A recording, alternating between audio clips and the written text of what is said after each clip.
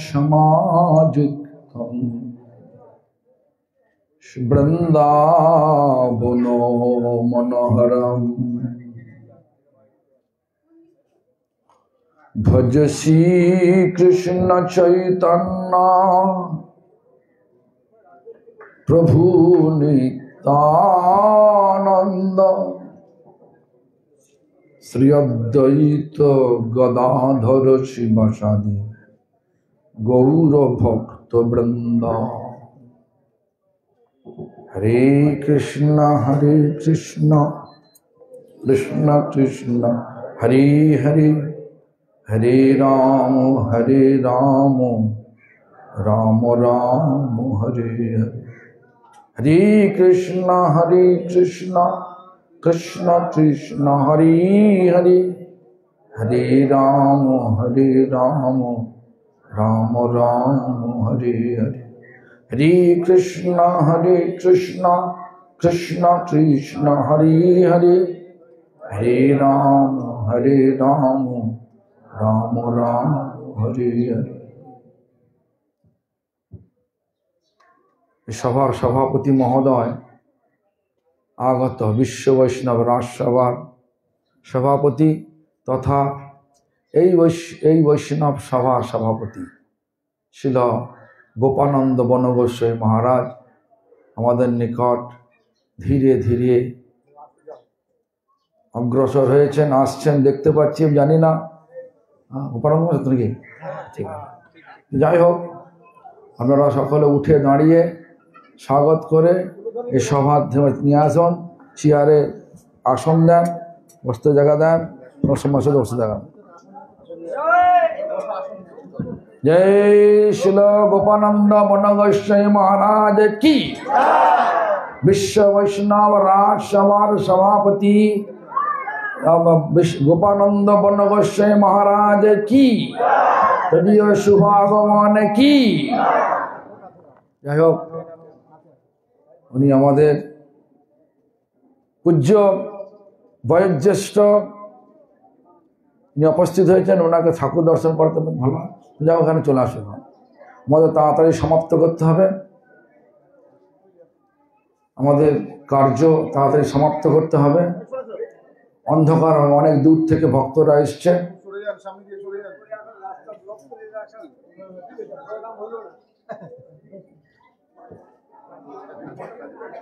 আসুন মহারাজ, আসুন, আমারটা দিয়ে দাঁড়ান। যাও,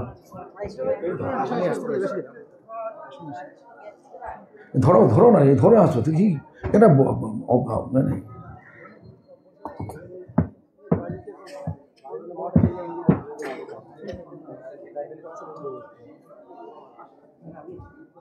মহারাজ বসুন, আমি বসছি। উনি যে কষ্ট করে এসছেন, এটা আমাদের সকলে বসুন, আপনারা সকলে উঠে আসুন, হ্যাঁ আসুন আসুন। যা হোক, শুনুন, সকলে বসে পড়ুন। আমাদের সভার আরম্ভের পথে মহারাজ এসে গেলেন, ভালো হয়েছে। মহারাজের আশীর্বাদ নিয়ে আমরা সভা শুরু করছি। এখন আজকের আমাকেও যেতে হবে অনেক দূরে, তো আপনাদেরকেও যেতে হবে অনেক দূরে। সকলের গন্তব্যস্থান অনেক দূরে, কোথায়? গোলক বৃন্দাবন। কিন্তু আমরা এই দুঃখ যন্ত্রণাগ্রস্ত ভোগময় এই ভৌতিক জগতে এসে কষ্ট পাচ্ছি। আমাদের কষ্ট নিবৃত্তির জন্য আমাদের গুরুবর্গগণ বিভিন্ন স্থানে স্থানে ছোট্ট ছোট্ট প্রচার কেন্দ্র করে রেখেছেন। এই প্রচার কেন্দ্র, তার মধ্যে একটা ছিল পরমহংস গৌড়ীয় মঠ। পরমহংস গৌড়ীয় মঠ, এই মঠ স্থাপিত হয়েছে প্রায় 100 বছর আগে। ছোট্ট একটা বাড়ির মধ্যে মন্দির, মানে প্রচার কেন্দ্র শুরু হয়েছে। এই মঠে আমি দেখেছি আমার গুরুদেব আসতেন, আমি দেখেছি বিভিন্ন গুরুবর্গ আসতেন। তো যখন আমাদের এই মঠের যিনি অন্তিমে যিনি পরিচালক ছিলেন, তিনি যখন আমার হাত দুটো ধরে চোখের জলে বুক ভাসিয়ে বলেছিলেন যে গুরু ভাই, এই মঠ পরিচালনার দায়িত্ব আপনাকে নিতে হবে। তো যাই হোক, তার কথা শিরোধার্য করে আমি যদিও আসতে পারি না, বৎসরে একবারই আসি, কয়েক ঘন্টার জন্য আসি, আর আমাদের ভক্তগণ এখানে থাকেন। যাই হোক, প্রত্যেক বৎসরের ন্যায় এবৎসরেও আমাদের এই ছোট্ট একটা অনুষ্ঠান আমাদের এই স্থানীয় ভক্ত অলোক প্রভু, নাম অলোক কুণ্ডু, তার নিয়ামকত্বে কয়েক বছর এই সভা চলছে। তো আজকে এই সভাও হলো, মানে সভার প্রথম প্রারম্ভ নগর সংকীর্তন হলো, আর এখন হরিকথা শুরু হবে। এখন আমাকে যেতে হবে বলে আমি আগেই বলে নিচ্ছি, এই জন্য মহারাজ আপনার ক্ষমা করবেন। যাই হোক, বেশিক্ষণ তো থাকবে না, তো অল্প অল্প বলেই আমাদের কথা সমাপ্ত করতে হবে। হ্যাঁ, তো যাই হোক, তো আমাদের প্রথমেই কথা প্রারম্ভে আমি আমার গুরুপাদ পদ্ম শ্রী গোপীনাথ গৌড়ীয় মঠ প্রতিষ্ঠানের প্রতিষ্ঠাতা নিত্যলীলা প্রবিষ্ট বিষ্ণুপাদ স্তোত্র শত শ্রী শ্রীমৎ ভক্তি প্রমোদ পুরী গোস্বামী ঠাকুর, আর এই পরমহংস গৌড়ীয় মঠ প্রতিষ্ঠানের যিনি প্রতিষ্ঠাতা নিত্যলীলা প্রবিষ্ট বিষ্ণুপাদ অষ্টতর শত শ্রী শ্রীমৎ ভক্তি আলোক পরমহংস গোস্বামী ঠাকুর তথা সপার্ষদ শিল প্রভুপাদ ভক্তি সিদ্ধান্ত সরস্বতী গোস্বামী ঠাকুর সকলকে দণ্ডবত প্রণাম করে সকলের আশীর্বাদ প্রার্থনা করছি। সকলে আমার প্রতি প্রসন্ন হন। সভায় উপস্থিত আমার বয়োজ্যেষ্ঠ শিল ভক্তিহৃদয় বনগোস্বামী মহারাজের ভজনাশ্রমে বর্তমান আচার্য তথা বিশ্ব বৈষ্ণব রাজসভার সভাপতি, আমার প্রণম্য শ্রী শিল গোপানন্দ বন মহারাজ তথা ত্রিদণ্ডীপাদগণ, বৈষ্ণববৃন্দ, বৈষ্ণববৃন্দ, মাতৃমণ্ডলী সজ্জনবৃন্দ, সকলকে জানাই আমার যথাযোগ্য সম্ভাষণ। সকলে আমার প্রতি প্রসন্ন হন। তো আমরা এখন প্রস্তুতি পর্ব নিচ্ছি। আসন্ন নবদ্বীপ ধাম পরিক্রমার একটা প্রাক্কাল শুরু হয়ে গেছে। নবদ্বীপ ধাম পরিক্রমা 1924 সাল থেকেই শিল প্রভুপাদ কর্তৃক প্রতিষ্ঠিত হয়েছিলেন। এটা 2025 সাল, 101 বৎসর করেছে। প্রত্যেক বৎসর আমরা করে আসছি এই নবদ্বীপ ধাম পরিক্রমা। আমার জন্মের আগে থেকেই হয়ে আসছে, তো আমি করছি না, আমাদের পরম্পরা থেকে প্রথা চলে আসছে। এখন এইটা হওয়ার কারণ কি? শাস্ত্র বলছেন সংকীর্তন কলৌ পরম উপায়। সংকীর্তন এই কলিযুগ মানে ছল কপটের যুগ। কোনো কিছু সহজভাবে হয় না, সব কিছুতে কারচুপি, অজ্ঞতা। কেন? এই জগৎটা প্রথমেই বলেছি, এই জগৎটাতে কি দুঃখ যন্ত্রণাগ্রস্ত ভোগময় ভৌতিক জগৎ। এই জগতের কোনো কিছুই স্থায়িত্ব নেই, সবটাই ক্ষণস্থায়ী। আজকে আমি আছি, কালকে মরে যেতে পারি। আপনারা আজকে আছেন যৌবন, কালকে আপনাদের পৌর অবস্থা আসবে, বৃদ্ধাবস্থা, তারপর চলে যাবে। কোনো কিছুর স্থিরতা নেই, সব ক্ষণস্থায়ী, সব ক্ষয়িষ্ণু। কিন্তু মানব জীবনে একটা তাৎপর্য রয়েছে। তাৎপর্য কি? এই মনুষ্য জীবনই আমরা পরমার্থ করতে পারবো। পরমার্থ আর অর্থ দুটো। অর্থ সকলেই বুঝি আমরা, দেখতে পাই কত টাকা পেলাম। আজকে বাজারে গেলাম কোনো কিছু ব্যবসা করার জন্য, নিয়ে গিয়েছিলাম 50 টাকা, হয়ে গেল 500 টাকা, 450 টাকা লাভ। এটা দেখতে পেলাম। পরমার্থ দেখতে পাবো না, কিন্তু উপলব্ধি হয়। কিরকম? মনের শান্তি, প্রাণের আরাম। কাকে পেলে হয়? ভগবানকে পেলে হয়। ভগবান আছেন কোথায়? এই কলিযুগে ভগবান আছেন নামেতে। ভগবান আছেন নামেতে, ভগবান আছেন হৃদয়েতে। আমি এই কয়েকদিন ধরে একটা দৃষ্টান্ত দিয়ে আসছি। দেশলার গায়ে বারুদ আছে, দেশলার কাঠিতে বারুদ আছে। বারুদে বারুদে ঘর্ষণ করলে কি আগুন জ্বলে। আগুনটা কোথায় জ্বলে? দেশলার কাঠিতে না বাক্সে? কাঠিতে। তো কাঠিটা হলো আমাদের হৃদয়, আর নামটা হলো দেশলার বাষ্প। হৃদয় দিয়ে দেশলার বাষ্পকে যদি ঘষতে থাকি, তাহলে হৃদয়েতে ভগবান প্রস্ফুটিত হয়ে যাবে, প্রকাশিত হয়ে যাবে। যখনই ভগবান প্রকাশিত হবেন হৃদয়েতে, এই জগতের সমস্ত আকর্ষণ, যার জন্য আমরা হানাহানি করছি, ঠকাচ্ছি, আর অর্থ উপার্জনের জন্য লালায়িত হচ্ছি, সব ফিকে পড়ে যাবে, মানে ফ্যাকাশে হয়ে যাবে, আর ভালো লাগবে না। লাভ, পূজা, প্রতিষ্ঠা ভালো লাগবে না। এই লাভ, পূজা, প্রতিষ্ঠা যতক্ষণ আকর্ষণ থাকবে, ততক্ষণ আমরা কখনোই ভগবানের আরাধনা করতে পুরো মাত্রা সমর্থ হব না।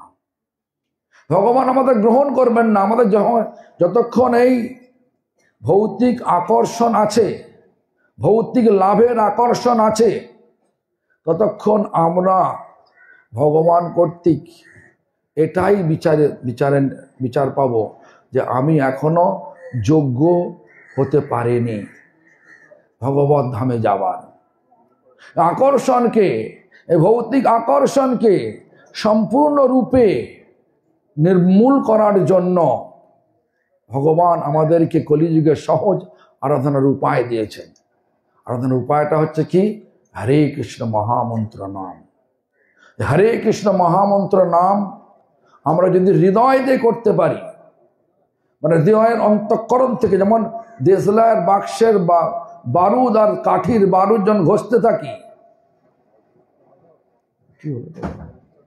কাঠিটা হচ্ছে হৃদয়ের অন্তঃকরণ দিয়ে যদি আমরা নাম করি, তো সেই নামের যে মূর্তি, কৃষ্ণ পূর্ণ বপুরুষে নমো নমঃ, কৃষ্ণের পূর্ণ বপু শরীর এই নাম ও নামই অভিন্ন। এই জন্য আমাদেরকে আমাদের আচার্যগণ নামের বিধান দিয়েছেন। আর এই মঠের যিনি প্রতিষ্ঠাতা, এই কি হলো রে, এরকম ভালো ভাবা যাচ্ছে কেন? এই মঠের প্রতিষ্ঠাতা ভক্তিওয়ালা পরমহংস গোস্বামী ঠাকুর, তিনিও সর্বক্ষণ হরিনাম করতেন। আমি শুনেছি তিনি বলতেন এই মঠটি হচ্ছে ভজনানন্দীদের, প্রচারের সেরকম ব্যবস্থা নেই। দেখুন না, ছোট্ট একটা মঠ, চারদিকে ঘেরা। আমি যখন আসি প্রথম অবস্থায়, তখন দেখি সবসময় গেট বন্ধ থাকে। এমনকি আমিও একদিন এসে গেট ধাক্কা দিয়ে কেউ কাউকে না পেয়ে চলে গেলাম। যখন অন্যান্য প্রতিমাদি তখন ছিলেন না, তারপরে যে সুন্দর শ্যাম প্রভু ছিলেন, তার তত্ত্বাবধানে মত চলছিল। বাবা কি হলো যাই হোক, তার তত্ত্বাবধান চলছিল হয়েছিল। তা এখন ভক্তিওয়ালা পরমহংস গোস্বামী ঠাকুরের অশেষ কৃপায়, অশেষ বিশেষ কৃপায় আমাদের ভক্তগণ যারা এখানে থাকেন তারা গেট খুলে রাখেন। কেন? ভগবানকে দর্শন করলে লোক পবিত্র হতে পারে, বৈষ্ণবকে দর্শন করলে পবিত্র হতে পারে। গঙ্গাকে দর্শন করলে হয় না, গঙ্গাকে স্পর্শ করলে পবিত্র হওয়া যায়। গঙ্গার পরশ হলে পশ্চাতে পাবন, দর্শনে পবিত্র করো এই তোমার। এটা লিখেছেন নরোত্তম দাস ঠাকুর। তিনি পরিষ্কার বললেন, হে বৈষ্ণব ঠাকুর, তোমাকে দর্শন করলে আমরা পবিত্র হতে পারি, কিন্তু গঙ্গাকে স্পর্শ করলে পবিত্র হওয়া যায়। এত পবিত্র, তাই বৈষ্ণবগণ থাকেন এখানে, গেট খোলা রাখতে হবে। আর আমাদের প্রকৃত উদ্দেশ্য এই প্রত্যেকটা প্রচার কেন্দ্রের প্রকৃত উদ্দেশ্য মানুষের মধ্যে ভৌতিক যে আকর্ষণ সেটা কাটিয়ে ভৌতিক কর্তব্য যেসব আছে সেগুলো অনাসক্ত হয়ে যথাযথ পালন করে। মানে আমাদের যে কর্তব্য রয়েছে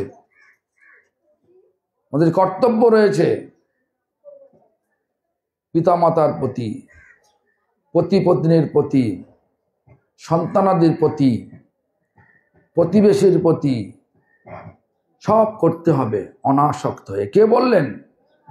চৈতন্য মহাপ্রভু বললেন, যথাযোগ্য বিষয় ভুঞ্জ অনাসক্ত হইয়া, আসক্তি ছেড়ে দিয়ে। এই শিক্ষায় সকলকে শিক্ষিত করতে হবে। আর একটা লক্ষ্য কি? সকলকে পরমার্থের উজ্জীবিত করতে হবে। পরমার্থ মানে হরিনাম করলে পরমার্থ হয়, ভক্তর সেবা করলে পরমার্থ হয়। মাইকটা বন্ধ করতে বল। ভক্তের সেবা করলে পরমার্থ হয়, হরিনাম করলে পরমার্থ হয়, প্রত্যেকটা জীবকে যথাযোগ্য সম্মান দিলে পরমার্থ হয়। শুনতে পাচ্ছেন তো? প্রত্যেকটা জীবকে যথাযোগ্য সম্ভাষণ করলে, সম্মান দিলে পরমার্থ হয়।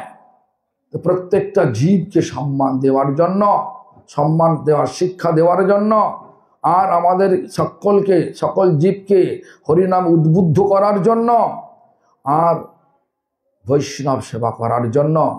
এছাড়াও আমাদের পূর্ব আচার্যগণ, বিশেষ করে শ্রীল কৃষ্ণদাস কবিরাজ গোস্বামীপাদ, তিনি বলেছেন আমাদেরকে পরিষ্কারভাবে বলেছেন তার লেখনীর দ্বারা, চৈতন্য চরিতামৃত লেখনীতে বলছেন, এই মন্দির সাধারণত 5টা দিক থাকে, 5টা ভক্তি অঙ্গ পালন করা যায়। যেরকম সাধু সঙ্গ, নাম কীর্তন, ভাগবত শ্রবণ, মথুরাবাস, শ্রীমূর্তি শ্রদ্ধায় সেবন, সকল সাধন শ্রেষ্ঠ। এই 5 অঙ্গ কৃষ্ণ প্রেমা জন্মায় এই 5-এর অল্প সঙ্গ, যেটা প্রয়োজন, পরমার্থের চরম প্রয়োজন কিনা কৃষ্ণ প্রেম। এই কৃষ্ণ প্রেম জন্মায় কিসে? সাধু সঙ্গের দ্বারা। আজকে ভাববেন না আমি এখানে এসেছি এমনি এসেছি, আপনাদের না সাধু সঙ্গ করতে এসেছি। আমি এলাম দূর থেকে, 3টের সময় এলাম, সঙ্গে সঙ্গে আপনাদের সঙ্গে প্রভাবিত হয়ে চলে গেলাম কোথায়? নগর পরিক্রমা। তারপর এখানে বসে গেলাম, সাধু সঙ্গ, নাম কীর্তন দুটোই হয়ে গেল। এখন ভাগবত শ্রবণ করব, মহাজন সব এসছেন, ভাগবত শ্রবণ করব। আর মথুরা বাস, মথুরা মানে মথুরায় গিয়ে বাস নয়, মাথুর মানে কৃষ্ণ। যেখানে কৃষ্ণ চিন্তা হয়, যেখানে কৃষ্ণের কথা হয়, যেখানে কৃষ্ণের নাম হয়, সেখানে কৃষ্ণ বাস করেন। আর সেই যেখানে কৃষ্ণ বাস করেন সেই স্থানটি কৃষ্ণ নামানুসারে মথুরা। মাথুর মানে কৃষ্ণ। আর তারপরে কি বলছেন, শ্রীমূর্তে শ্রদ্ধা। দেখুন এখানে বিগ্রহ রয়েছে, বিগ্রহের শ্রী শ্রী গুরু গৌরাঙ্গ গন্ধর্বিকা গোবিন্দ সুন্দরজু এখানে রয়েছেন। তার সেবা হয় নিত্য। এই নিত্য সেবা, এই 5টা যে ভক্তি অঙ্গের কথা শ্রীল কৃষ্ণদাস কবিরাজ গোস্বামীপাদ তার চৈতন্য চরিতামৃত লিখেছেন, এই 5টাই এখানে হয়। সে ছোট প্রতিষ্ঠান হোক আর বড় প্রতিষ্ঠানই হোক না কেন, 5টা তো এখানে হয়ই। তাই 5টার যদি অল্প সঙ্গ হয় তাহলে লোকের কৃষ্ণ প্রেম হবে। আমি বলছি না, এটা আমাদের আচার্য যখন বলতেন, কৃষ্ণ প্রেমা জন্মায় এই 5-এর অল্প সঙ্গ। তাই আপনারা সকলে এখানে আসবেন, যে যারা এখানকার স্থানীয় বাসিন্দা, চেষ্টা করবেন এখানে প্রত্যেক দিন এসে এখানে যে পাঠ হয়, এখানে যে কীর্তন হয়, যদি অল্প সংখ্যক ভক্ত থাকে, অল্পতেই অল্পতেই মানে বিন্দুতে সিন্ধু হয়, বিন্দুতে সিন্ধু হয়। এই জন্য আপনারা সকলে আসবেন, অল্প অল্প সংখ্যা জুড়তে জুড়তে একদিন বড় হবে, এই বিশ্বাস আমার আছে। এখন আমার বলার অনেক, ওখানে বক্তা অনেক এসে গেছে, এখন আর আমার বলার না বললেও চলে। তো আমি, যদিও আমার আগে বলা উচিত ছিল না, তা বলতে হলো কতগুলো কাজের পরিস্থিতির জন্য। তো আমি কথার এখানেই বিশ্রাম দিচ্ছি। আমার পরবর্তীকালে আমার যিনি বিশ্ব বৈষ্ণব, বর্তমানে বিশ্ব বৈষ্ণব রাজসভার যিনি সভাপতি বর্তমানে, এবং বয়োজ্যেষ্ঠ, কত বয়স হলো মহারাজ? 96 বছর বয়স হলো। ইনি এসছেন, ছোট্ট মঠ হলেও এনাদের মঠ অনেক বড়, প্রতিষ্ঠান অনেক বড়। তার ইনি কষ্ট করে এখানে এসছেন। তাই ইনি তো বেশিক্ষণ থাকবেন না, শরীর খারাপ। এই বয়সে আর কি আশা করা যায়। তো যাই হোক, আমাদের নিকটে এসছেন, অনেক উৎসাহ হলো। এখন আমি সেই বিশ্ব বৈষ্ণব রাজসভার সভাপতি তথা আমার জ্যেষ্ঠ পূজ্য প্রণম্য ছিল গোপানন্দ বনগোস্বামী মহারাজকে আমি অনুরোধ করছি যে আপনি আপনার হরিকথার সুধা দিয়ে আমাদেরকে স্নান করান।